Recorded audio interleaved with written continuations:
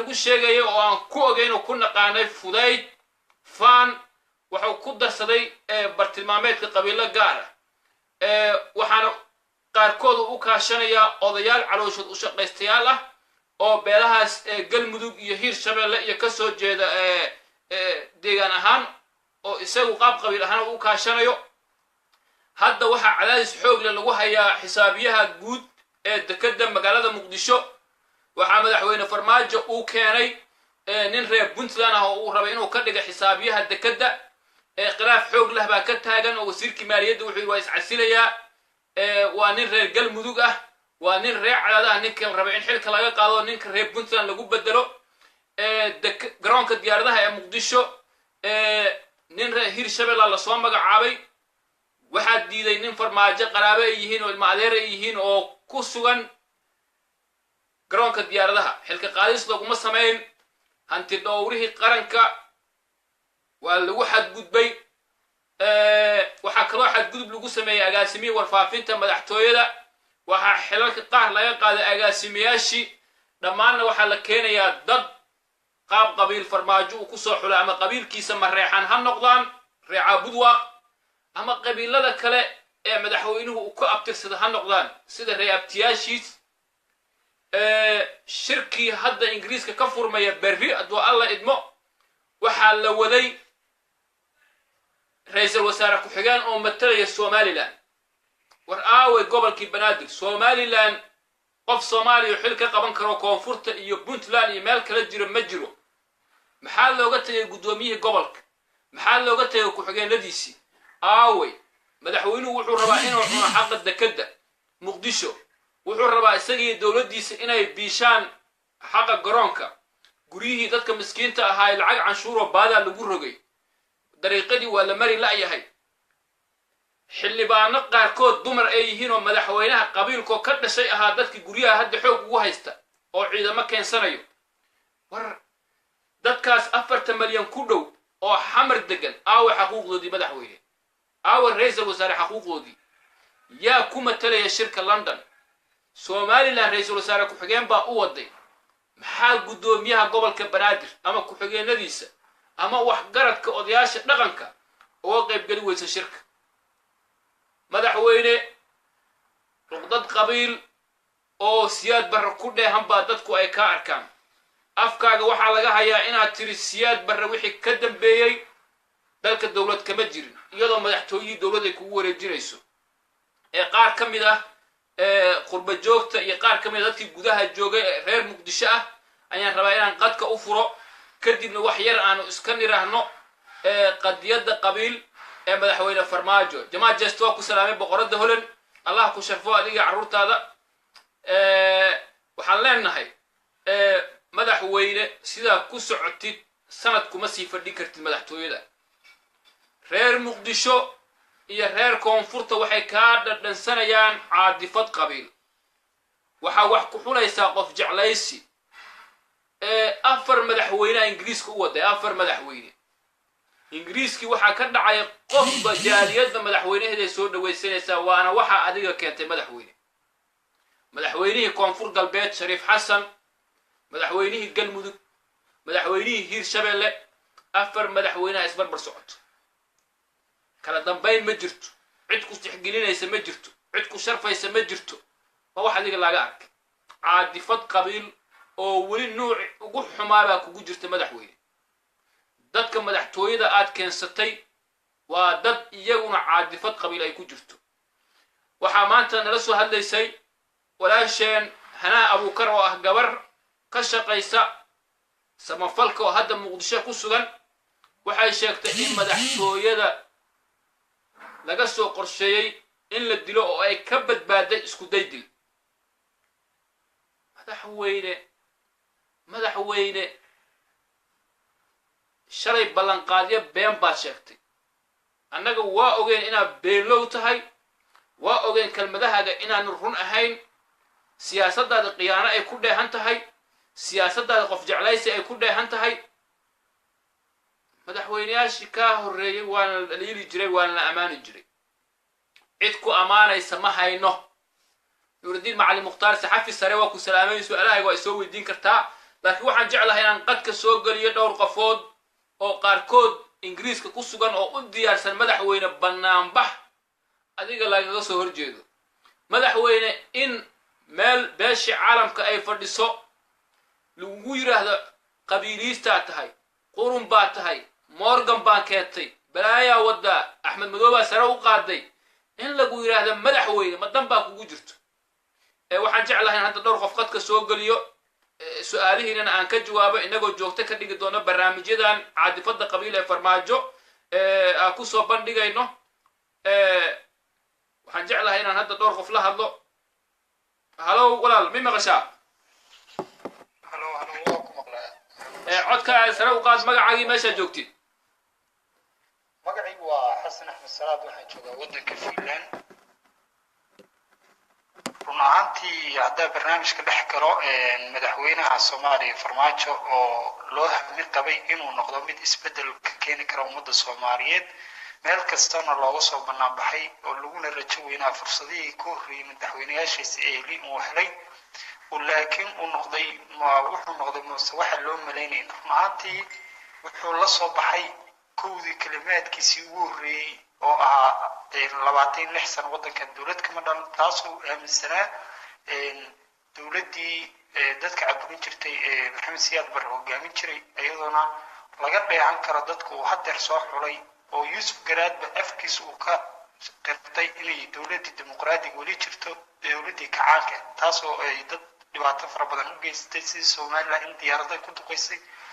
maxamed siyaad barre waddanka dhibaato fara badan u geystay uu fikradiisa haddana uu weli aaminsan yahay maxamed siyaad barre isagoona qabiilo gooniya ataagaya gobolka banaadir xaqiraya hirshabeelle xataa waxyaalo badan cunaqabatayn uu kusoo rogay dhibaato fara badanna u geystay marka runaantii wax indhaha la iska tiri karaa maaha runaantii xer ilaaliyaha si guud oo looga qaaday farmaajo xilka xad sheekh ayaa ku wareejiyey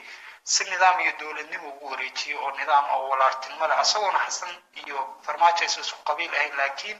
wadaneed iyo dadnimo uu ugu wareejiyey xilka laakiin muxuu farmaajo ka dhaxlay bedelkiisii hanti dhowrihii qaranka ayaa si xoog leh xafiiskiisa loo jabsaday nin kale oo abtigiis ayuu ku wareejiyey xataa baarlamaanka soo jeedin ayay isaga lahaayeen wasiirada laakiin xilka qaadis maysa lahayn laakiin maxaa dhacay haddaa god qodaysa dheeraana la yiri inaa ku dhici doonto lama ogey taas oo hadda gaafo uu muxuu ahay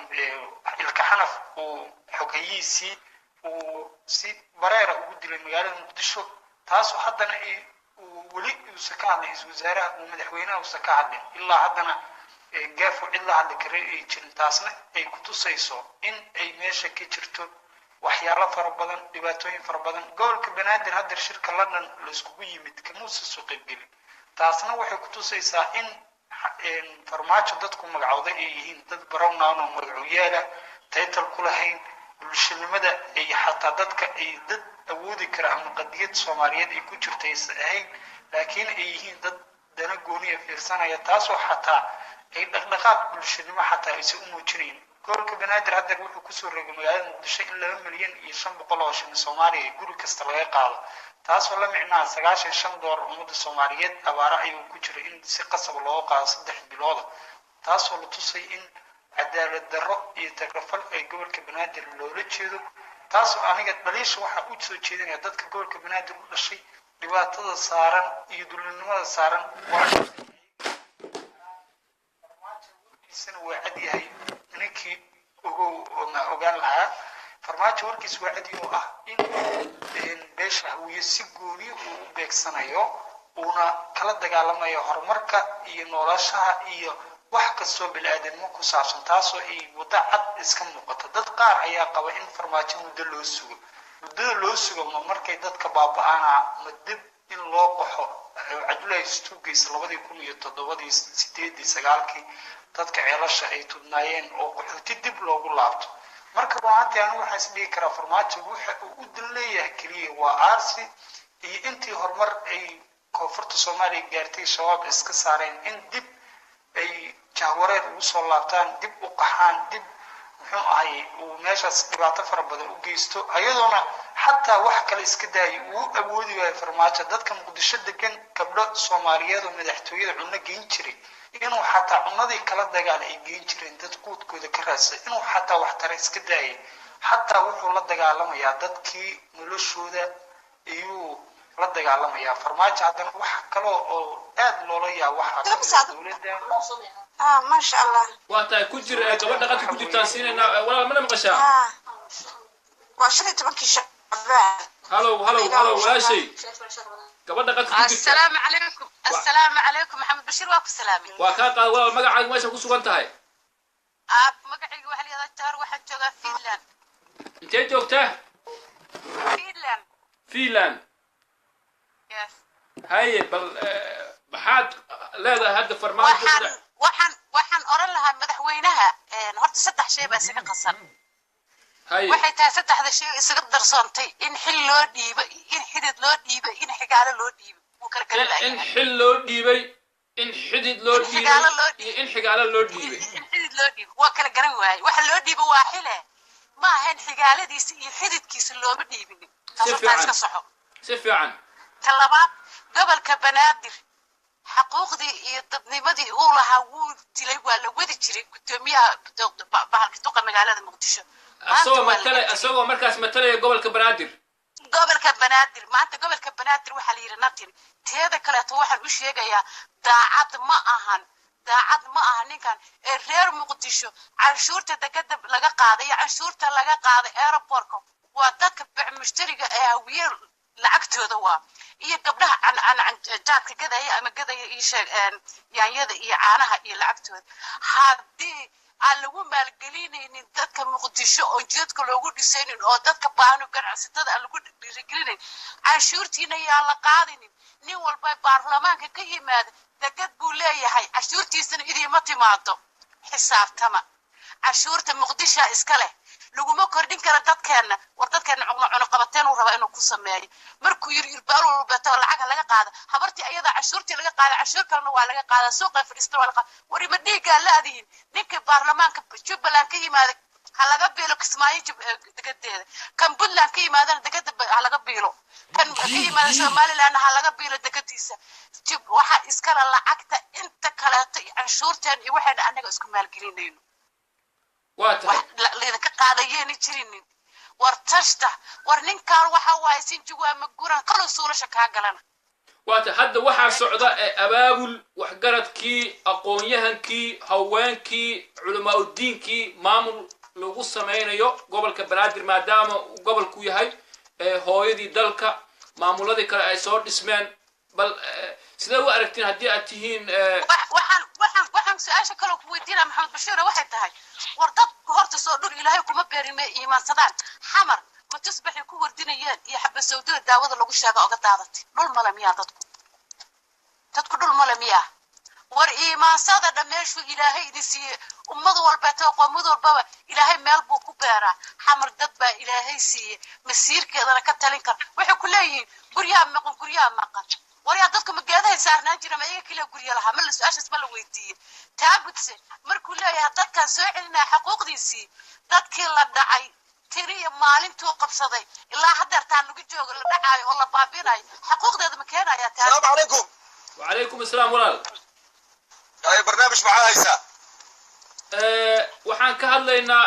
xaqi banaadir qadiyada qaabka qabiil ku dhisan farmaajo magacaagii meesha ku sugan tahay السلام وعليكم السلام وحن كسوغنا مجال دلك سويسرلاند مجالة جنيفا magaalada Geneva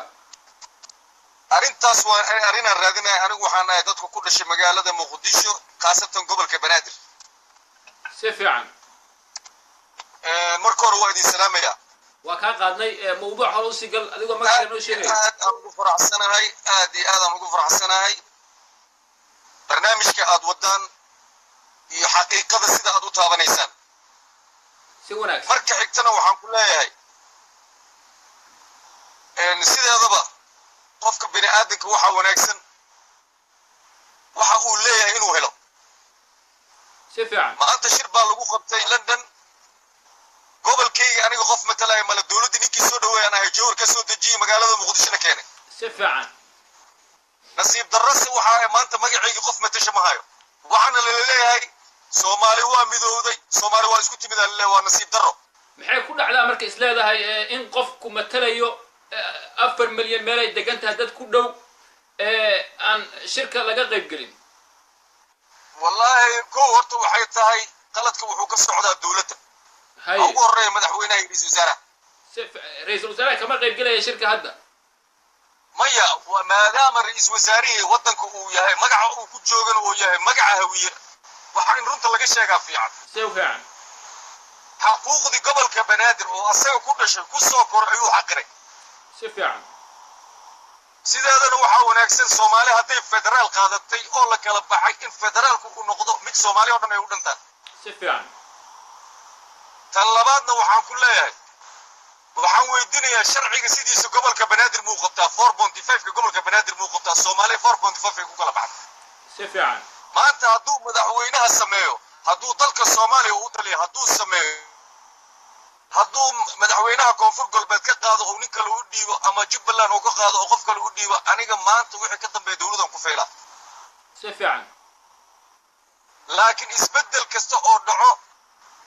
أسقو متلا تليه بوليس كأسقو متلا يا صومالي ودن وزاري أسقو متلا صومالي ودن وزير كستا يقبل الله والبحلوان والبلغة كيني ما أنت إن اسبدل ككليه أو كدعو قبل كبنادر وأرين هذه يا دفوع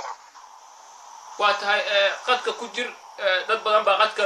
ku jira oo su'aalana soo weydiinayo qadka ku jira waad ku soo noqon doonaa waa ogolahay laakiin waxaan ku sheegayaa gabadhii warkaan ku leeyahay horta waad maasantiin tan kale waxaan ku leeyahay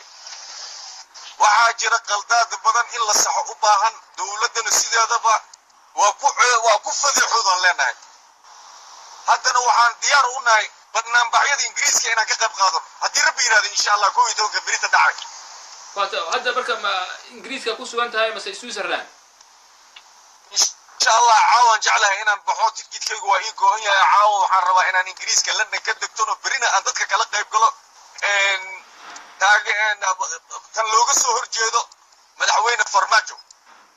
واتها بنا بحيق كل الدوام بعد عيا كوا أحمد مدوب اللي السهر جيدو هو جاميها مليشيا ذاك إسماعيل عقب كوا هستا. أحمد مدوب شقكم اللي أحمد مدوب ما ملكي سوكت لي أو حكون دجنا وما ملكي سه. أنا وحنكون دجنا هاي مدحوينها خيانة ميرا فان كميرا ضدك إسكو صويرة الدولة بنت حقدرة مسؤولك. واتها قد كجرا فرماجو waxa madaxweynuhu uu yahay muddo 3 bilood ah safarada uu ku baxay waxay ku dhow yihiin 10 safar 7 safar hadaan qoldaneen ama 6 waxa la dilay dad ka badan 100 qof waxa dhacay qaraxyo waxa la jira ayaa la dilay muddo dawladda 3 bilood ay dhisatay marka haday sii jirto in sakana ayaa baabi'in waa tahay waan ku soo celinayaa waxa laga soo wacaya ingiriiska Faisal Abdullahi waa tahay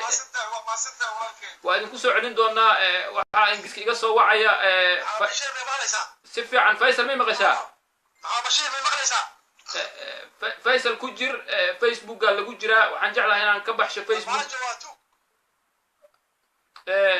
waa tahay Soomaalida ingiriiska ila soo hadlayso oo barnaamijyada u diyaar garoobaysa Faisal ma maqashaa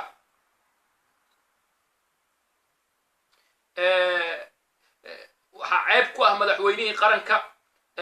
in lagu yiraahdo madaxweyne waxa tahay tuug madaxweyne waxa tahay qabiiliste madaxweyne waxa tahay qaa'in madaxweyne waxa tahay qabiiliste madaxweyne beela gaar ah faquuqaysa in dad Soomaaliyeed isku soo baxaan oo ingiriiska madaxweynihi sida ay ku yiraahdaan waxay ku tahay ceeb Faisal Abdullahi ingiriiska ku sugan tahay sida ay maqashaa si fiican baa ku maqlaa Maxamed Sheekh aad baan ku salaamayaa bal ingiriiska banaan baxyaa ka jiro madaxweyne farmaajo lagu eedeynaya la leeyahay ingiriiska waa ku sugan tahay bal sidee wax u socdaan waxaa jira banaan bax looga soo horjeedo farmaajo oo ka dhici doona magaalada London oo ay qaban qaabadiisa lahayn rag badan oo ka soo jeeda gobolka Banaadir iyo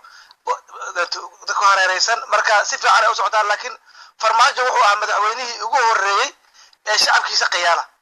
hay madaxweynihii ugu horeeyay shacabkiisa qiyaana wuxuu ku yimaado been wuxuu ku dhaqmaa been wuxuu ku dhaqmaa qabiil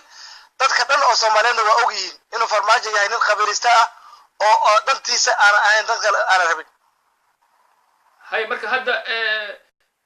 madaxweynuhu waxaasuu ku xadgudbay waxaasuu sheegay maxaa noo sheegi kartaa farmaajo marka uu xilka yimid waxa uu sameeyay Soomaalida waxay ku dhaqataa wax la yiraahdo 4.5 si fiican ay ku dhaqataa waxa uu farmaajo ku yimidna waa 4.5 si fiican oo meesha wuxuu ku jooga waa qabiil farmaajo marka uu yimid gobolka Banaadir lama tashanin beerihii gobolka deganaa mana waxa uu tashay lama sameeyay wuxuu samaystay group uu asaga rabo inuu dadka ku afduubo ayuu samaystay si fiican oo waliba u badan qurba joog lama tixgelin dhalinyarada gudaha wax ku baratay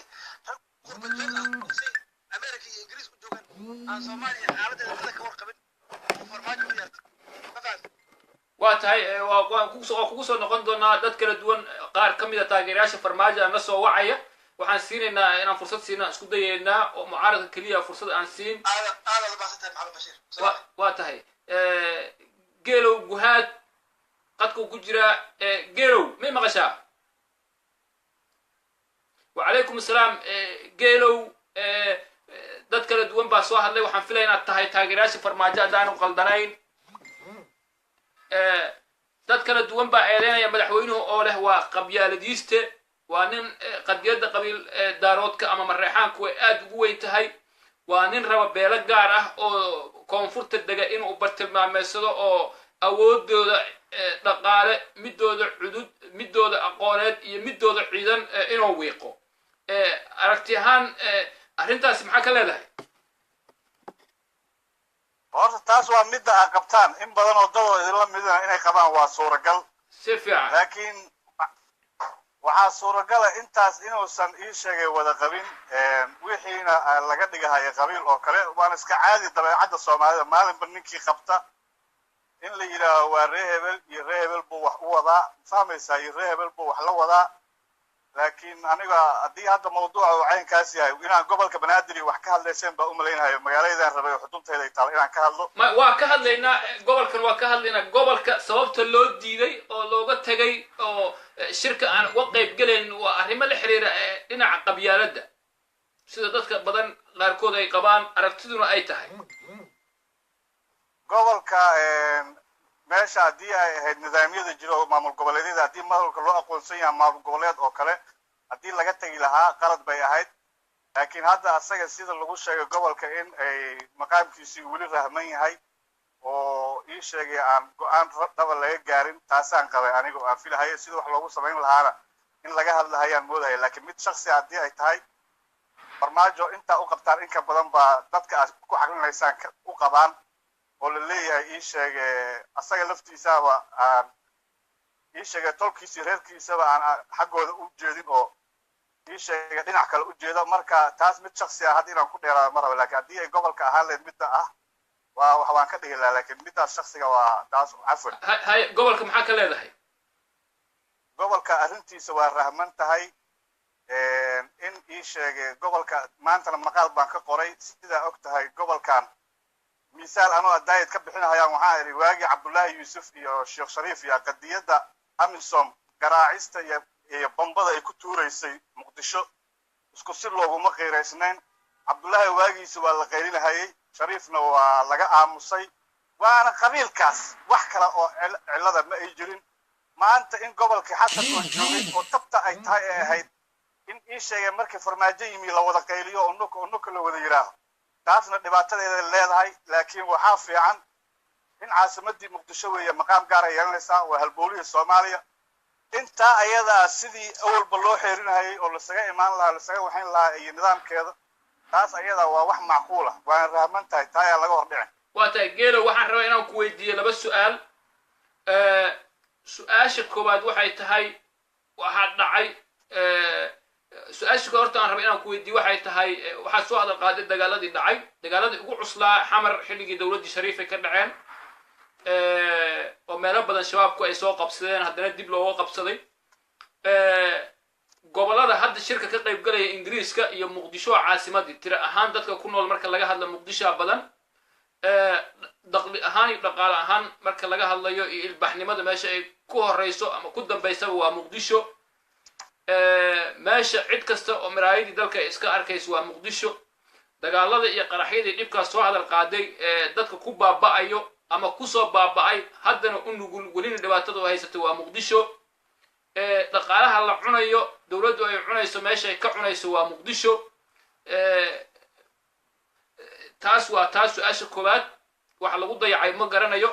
dowladihii sheekh shariif sheekh axmed xasan sheekh maxamuud shirar caalamiga dhacay haddii ay denmark noqoto haddii ay belgiumkana hadda aad jooga noqoto haddii ay ingiriiska noqoto intaba shir turkiga waa ka dhacay intaba waxaa lagu casuumayey qaarkood odayaashii dhaqanka la wada xitaa guddoomiyaha gobolka hadba qofkii guddoomiyaha gobolka maqaam yeelan ismaamul goboleed iyo noqon laakiin guddoomiyaha gobol ee markaasi jooga ayaa bulshada matalaya shirkii ingiriiska mungaba joogay shirkii denmark sidoo kale hadda taabid oo maqaar saar oo farmaajo uu keensaday maxaa looga tagay is leedahay horta bashiiro waddaa sidaa ii soo wacday xog dhaba iyo wax macquula in la kala qaato ay tahay midda ah ii sheegay muqdisho iyo nidaamkeeda muqdisho maamul goboleedyada kale madaxweyneyaal baa ka tegay laakiin muqdisho waxaasoo dhan waa ka sarraysaa waxaa matalahayo oo ayadiiba muqdisho ay xarun u tahay oo halbowlo ay tahay wadnihii soomaaliya ay tahay madaxweynihii dalka oo astaantii qaranka wata oo calankii soomaaliya wata horta muqdisho loo nisbeeyey oo tagaaya meesha oo aan maamulada aa sheegaysa midna aan ahayn madaxweynihii shan madaxweyne oo ku mansaba shan madaxweyne oo xilka uu hayo la casuunto isaga aanu casuumin waa for example waxaasoo dhan aa sheegayso muqdisho taabid iyo farmaajo waa isaga mid waxaana teetalka ugu weyn ee muqdisho ay dheer tahay oo dadka aysan dareemayn oo ay wadataa waa magacii soomaaliya waa halbowlihii soomaaliya waa xaruntii soomaaliya madaxweynaha soomaaliyana codkiisa ku matalahaya midda ah amnigana waa jeclaan lahayn muqdisho inay amni noqoto oo bisraaxa dadka hadda waxay u maleeyaan anigaygaan kula hadlahay 19 nidaamkii qabiiliga ahaa anoo keligay kaga cararay oo wallahi waa dhaaranaya weysaan qabaa casir baan ku kaday hadda wixii 19 ki dhacay adayso maantana carruurtaydii oo dhan baan ku aaminay oo aan u diray oo ku nool oo muqdisho joogto ma sadaqaysaa naftayda anoo keligay kala cararay meeshaas aan rabaa inaan su'aal kaa weydiiyo carruurtaada dowladaha jiray ma keenin hadda maxaa u keentay dhagayso bashiir hay dadka waxa weeye dadka ummadda in la isu keeno oo la isku soo dhaweeyaa fiican gurigeygii baan nin kale degan yahay oo guri kale aan ilmahayga dejiyay meeshaan keligay shalay kaga qaxay haddaan saraaxa ku sheego wata gelo aan ku weydiiyo carruurtayda hadda keenaa tiri carruurtayda hadda keenaa tiri markii isbeddelku u dhacay ka hor farmaajo iyo xasan baa ka horreeyey haye ma sadaqaysaa inay xasan iyo farmaajo ka hor ay ka horreeyeen oo aan dejiyey meeshaan shalay aniga oo shaksi ah naftayda aan kala cararay nidaam qabiila marka tii 19 iyo waxaas daba cararine nimayo waxaad yeeshaan dadka waxa sukaya midda kow aad iga bilowdo ah farmaajo taageero u tahan qaba hadaan qaldareen dadka warayso aniga farmaajo Soomaalidu igala mid yahay taageerana uma yihi hadduu ilaahay ku ogol yahayna ii sheegay mareegada tahay geelo hadda leedahay reer baa ku taageeraysa aday ku jirtaa reerkii dhan nin iyo naag beesha hadda adiga saaxiibkii geero ka dhalatay mareexaan nin iyo naag saqiir iyo kabiir sheekh iyo wadaad kii waanla iyo kii fiyooba kulli farmaajo taageeraysaan ha xumaado ha fiicnaado ma taas aday kula tahay wax mucaarad ku walaashiisa ka arkay idil xog rasmi ah ila ku haysaa fiicnaan lahayd laakiin waxa hadda igu maqaalaa oo saaxiibkii maxamed carab uu ii sheegay in mareexaanka gado albaabada uu ka xirtay madaxweynaha mareexaankii galguduud albaabada loo furay kolay reegad inaad tahay ma sheegi karo dad kala duwan baa siinayna geelo dib baan kusoo wici doonaa wax badan baa ka sheekaysan doonaa haddii allah awoodulu raalli ka noqdo saaxib waa tahay waxaa sharaf dhac ku ah madaxweyneheenii soomaaliya maxamed cabdullaahi farmaajo in lagu bannaan baxo la yidhahda qabyaaladiista xun baa tahay qaa'im baa tahay beenlow baa tahay tuug baa tahay iska horkeen baa wadaa baabi'in beelo gaara waa ceeb war shalay qof reerka farmaajo ka dhashay oo xasan sheekh taageerayaa noo sheegi kara maanta kulli xasan sheekh way kula dagaalayaan qadka qofka ku jiraan siinaya halo walaal may maqashaa codkaaga sare u qaad magacaaga meesha ku sugan tahay waa tahay codkaaga gaaban waxaan isku dayay inaan cod dheereeyo si fiican si fiican oo kala sorry hadda hadli karaa waa horta waan ku salaamayaa Bashiir waxaan rabay wax yar inaan ka hadlo arrintaas soo korodhay London waxa weli codkaaga waa nagu gaaban yahay walaal weli codkaaga aad buu nagu gaaban yahay codkayga soo nadiif ma waxba ka maqan weli waa gaaban yahay nadiif wuu yahay laakiin aad buu u gaaban yahay waa lowgu hooseeya codkaaga exactly wait marka waxaan ka dheereynayaa halkan waxa waaye horta haddaan guda galo oo arrintan ka hadlo arrinta ku aadan farmaajo iyo safarkan shirka London horta arrintan xalay ka dhacday London qof walba London joogana waa ogyahay goobjoog buu yahay waxa meeshan ka socdo waxay cadeen u tahay siyaasadda gudaha dalka Soomaaliya ka jirta marka la fiiriyo waxa dareemi kartaa madaxdii meesha iskugu timid dadkii meesha iskugu yimid iyo xataa shacabkii qaxootiga ku ah meesha tan London waxa ay ku dhaqaaqeen xalay waad garanaysaa wad u jeeday waa hal qof oo arrinta Soomaalnimo oo wadan qado waxana keenayso marka dadku ay ku jeclaadaan waxay u hoggaansamayaan hoggaankaaga iyo laakiin marka qabyaaladka soo sida xala dhacday mar waxaan aaminsanahay wixii xal London ka dhacay soo dhaweyntii oo qabiilada iyo kooxaha iyo maamulada loo kala baxay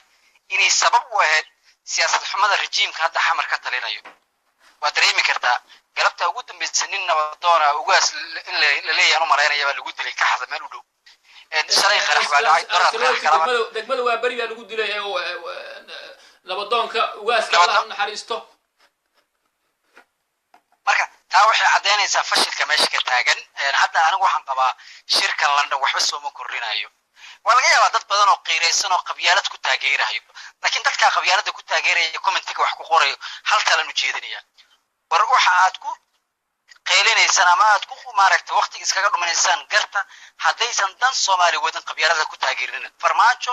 shalay madaxweynaha ugu horeysay waa la dhaliilayay waxba laga sheegayay waxa la amniga ku fashilmeen shir bay ku fashilmeen soo dhaweyn qaab daran bay sameeyeen yani maantana inta shalay aad sheegaysan baa la sheegayaa shalay haddaad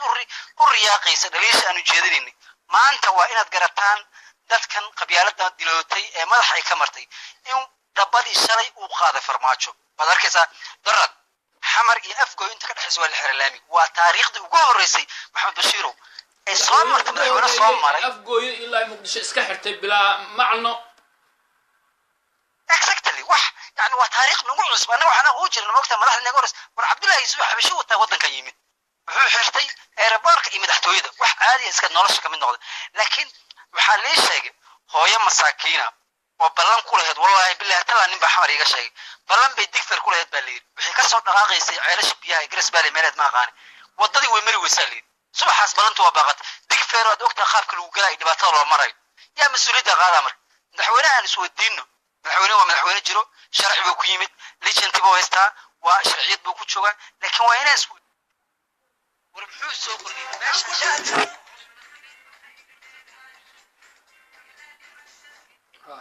waa tahay qadka ka go'ay saaxiibkay madaxweynaha Soomaaliya Maxamed Cabdullaahi Farmaajo kutub quraan buu ku dhaartay kutubka laftigiisu ka baan sheegay sidoo wax ku wada si madaxweynenimo ma ahan waa hogaamiye kooxeednimo waa hogaamiye qabiilnimo madaxweyne wax ka bedel sida wax ku wadi madaxweyne ficilka ku socotid ka waantow madaxweyne ma joogtaa waa joogay madaxweyne qadiyada qabiil ay kugu jirta ka dheeraw madaxweyne isdowr madaxweyne is-sharaf madaxweynihii qarankaa tahay in lagu yidhahdo tuug baa tahay qaa'im baa tahay qabyaaladiistaa tahay oo Soomaali aqoon-yahano leh waxgarad leh uqaal leh ay kugu bannaan baxdo ilaaha kugu dhaariyo madaxweyne wax la filinaya ma ahan dadka shalay waxay ku lahaayeen farmaajo madaxtooyada lagu geeyay aan arko farmaajo laakiin maanta waxaa lagu leeyahay farmaajo waa tuug farmaajo waa qabyaaladiiste farmaajo waa qaa'in dadkii dhan calamay wataan sawirada la jeexjeexaya madaxweyne waxaa tahay madaxweynihii qaranka doorashaa ku timid xildhibaanaa ku doortay baarlamaanka laftigiis waxaa ku jira kuwa mentali ahaan waalan oo caadifad qabiil ku jiro is oysiinayo nin baa qadartii alla ku timid oo dhintay wasiir buu alla u naxariisto laakiin baan abuurka iyo propagandada la wado madaxweyne adaaka kow ah madaxweyne dadka qabyaalada ku jirta adiga kow ka ah qabiila laga gudbaan leh wax qabiil laga gudbaan madaxweyne qabiil baa ku timid gudoomiyaha baarlamaanka qabiil buu ku yimid ra'iisul wasaaraha qabiil buu ku yimid qabiil baa ku joogtaa marka qabiil cid ka gudbay madaxweyne hana isku dayin inaad qabiilo gaara bartilmaameysatid qabiilada dega muqdisho maxaa ku xaqirtay madaxweyne 100 maalmood wax ka yara joogtaa 100 qof dad ka badan la dilay adaa mas'uulka ah madaxweyne adaa dayacay rag alkulistiyaala meesha keensaday adaa ku haya waxbaan xoreynaya waxbaan qabanaya tuuta soo xirtay waxa xoreyn kartid madax adaaba u baahan in muqdisho laga xoreeyo madaxweyne 91dii wixii dhacaa kugu jira caadifad qabiil oo beeshaada ay kugu taageeraysaa kugu jirta madaxweyne qabyaalada jooji madaxweyne waa lagu fahmay waa lagu ogaaday hadda shalay faqas baa noola bixiyay hadda leedahay maanta wax bixinayna madaxweyne wax soconaya maahan 4 milyan dad ku dhow wax muqdisho dega xaquuqdooda ma dafiri kartid xaquuqda hirshabeelle ma hor istaagi kartid galmudug ina adeerka inta keentay ina London geeso waa ku socoweysay inuu meesha sii joogana isku ma dayi kartid madaxweyne waxaan ku leenahay qadiyada qabiil jooji madaxweyne waxaan ku leenahay baabi inta beelaha hawiya ku haysi jooji madaxweyne qaran ahaw oo noqo ama nin qabiil noqo oo mooriyaan noqo dadka ciidan badan oo xabashi watay Ethiopian watay barqacad laga saaray xamar madaxweyne xamar rag baa u jooga Muuse Suudi Ahmed Daaci Abdu Qaybdiid inda cadde rag mutacallimiin ah Abshir Buqaari fiqi rag usoo tiib iyo tacab beelaa jooga muqdisho Abdi Fataax Shaaweeye Mustafa Dhuxulow rag baa jooga madaxweyne Abdi Wali Qanyare ha isdhihin marka dadkaas qabiil ku bartilmaameedso madaxweyne waa fashilantay boqolkii maalin ugu horeysay waxa ka bixi weysay safar waxa ka dhamaaweysay qarax joogto ah waxa ka dhamaaweysay dil waxa ka dhamaaweysay igu sawir madaxweyne inaad Puntland iyo Jubbaland dad nooga keento waxa filayna ma ahan bartaab siin ay soo wacay bartaab siin may maqashaa hello سيف عم باكو مقلا ولا محمد بشير waxaan rabaa haduu ilaahay raali ka dhigo farmaajo meesha dawladku ma haayo tuugnimo ku haya burxadnimo ku haya waa tuugnimo ku haya qabiilistu ku haya marka waxa iskaga darsoontay waxa iskaga xididkiisa iyo dawladda iskaga darsoontay waxaan u sheegaa ummadda Soomaaliyeed meel kasta ee joogto waa in kacdaan lagu sameeyaa waa in laga qabtaa saddex bilood ku leeyahay waa aragtay waxa maalin kasta qarax dhacayo shalaato daraad ahaato maalin kasta qarax dhacayso dadka Soomaaliyeed ha kacaan mudaharaadyaha la qabto hadda aniga waxaan joognaa Ingiriiska waxaan rabnaa mudaharaadka inaan ka qayb galno dhibaato taalo qorqorena yaalo farmaajo iyo reexidkiisa bahana laga qabtaan leenahay meeshaan dawladka mid qorqorena ka jiro yaa la isayda saay Maxamed Bashiir adiga iyo Carab iyo Daayir Calasow waxaan sheegayaa shalay waati la dhahay Xasan Sheekh janna ahay Xasan Sheekh waa in dawladda badan in laga qabtaa ee ilaaliyo waa xafiiskiisa la jiriyay anti dawladda qaranka iyo waxaan ku leeyahay la sameeyay marka waxaan ku sheegaa Maxamed Bashiir wax meesha ka jiro oo runa mare waa been olyo la rabaa sida lagu saxiixan lahaa ra'iisul wasaarihi wuxuu ka shaqeyn jiray saxiixintiis waa farmaajo wuxuu u baabi'inayo ummadda Soomaaliyeed lacagii uu ku soo qaato dadku waad aragta baahiya u dhimanayaan wixii lacag uu ku soo qaatoo dhan gaduu geystay wuxuu rabaa inuu gado ku dhiso marsi manaysa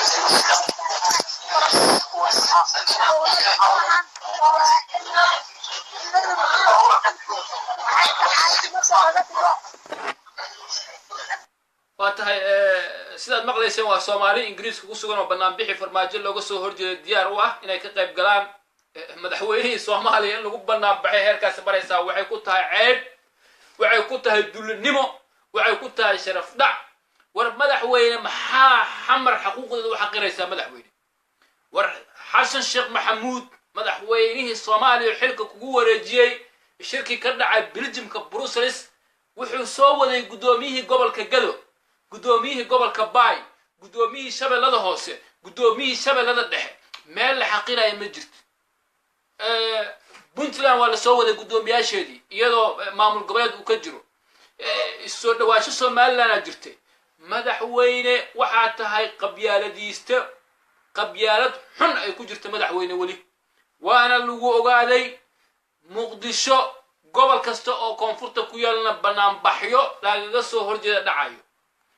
waana soo noqon doona hadii Allah wado raali ka noqdo barnaamijyada tixraan ka dhigi doona